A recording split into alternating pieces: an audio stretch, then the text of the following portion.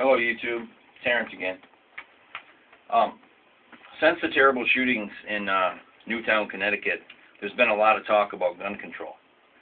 And if you frequent left-wing blogs and forums like I do, you've probably heard Democrats say that they don't want to ban guns, they just want to put in place reasonable restrictions.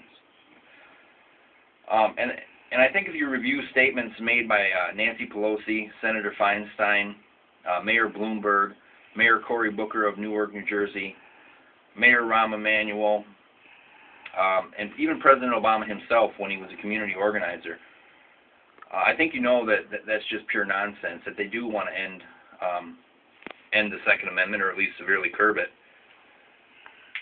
And I think also you can check out left-wing magazines like The Nation, as you see here. Now this article was written by Michael Denzel Smith, a black guy. And the name of the article is "Let's End All Gun Deaths, Not Just Mass Killings."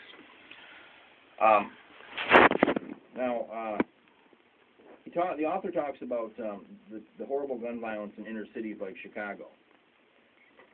And he says that there's no national coverage, there's no national conversation about those deaths, about that violence. And he says, spoken or not, the sentiment appears to be that gun violence is more acceptable in certain places among certain people than it is in others, unquote. Now that's pure, 100% pure race baiting. Only in America can black people like Mr. Smith claim to be discriminated against still, when we have a black president, a black attorney general, and when 18% of all federal workers are black, despite being only 12% of the population. Only in America can they still claim racism. It's just silly.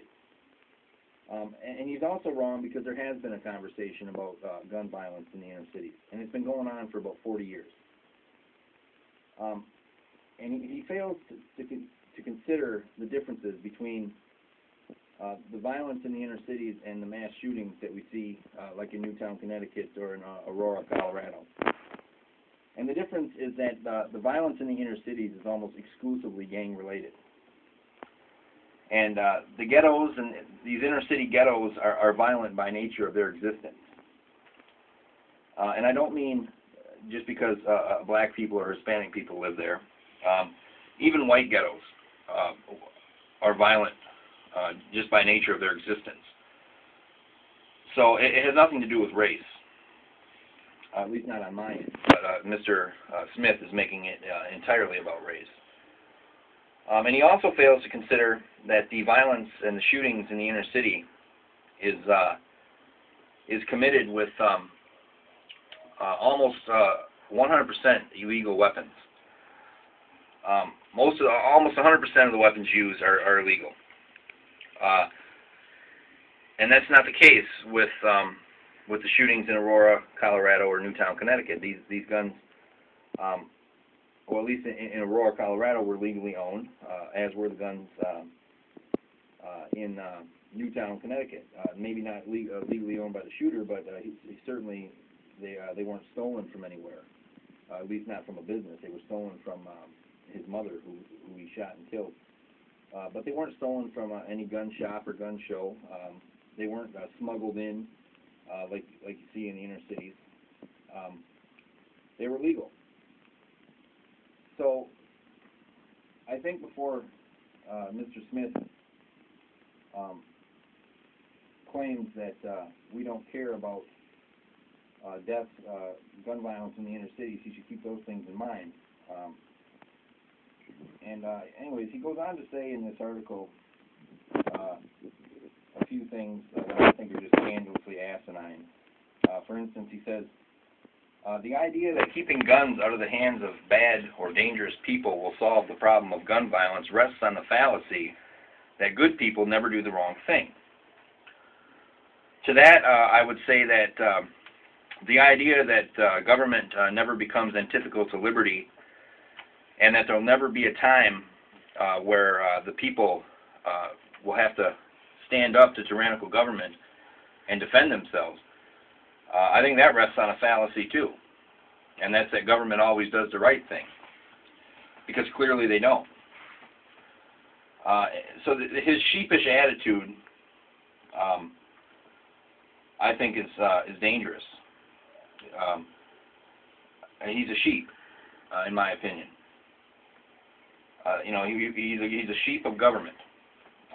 Government never does the wrong thing. Government will never become tyrannical, and we don't have to worry about having guns to defend ourselves, because we won't ever have to defend ourselves. That seems to be his argument, and it's stupid. He also says it's not the people that make guns dangerous, but the other way around. So he's basically saying that guns make people violent and dangerous.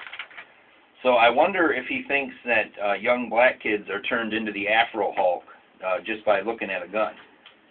I mean, that seems to be what he's saying. That's like, it's stupid. It's like saying that spoons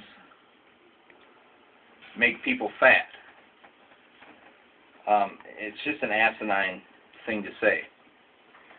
Now, in closing, down here, if you want to zoom in here, you see what it says here.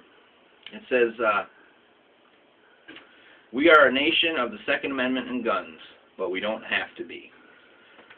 Now, if that's not a call to do away with guns, then I don't know what is. People like Michael Denzel Smith, I don't think are very bright, and their arguments are transparent. They're silly, and you notice. I think the thing that sticks out to me is how these people always try and relieve themselves and relieve others of any personal responsibility whatsoever. Like you said, it's not people that make guns dangerous, it's guns that make people dangerous. So there's no personal responsibility whatsoever in the mind of liberals. People are not responsible for their actions. Black people are 7 times more likely to murder and 8 times more likely to rob because of white people. It's our fault. It's not their fault. It's our fault. It's always somebody else's fault with liberals.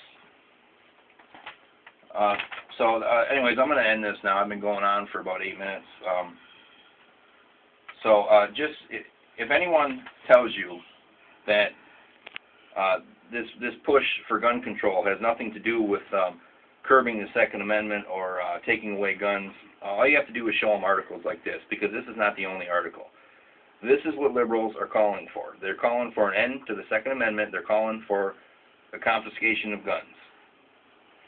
So just keep that in mind and share that with your liberal friends who say you're overreacting.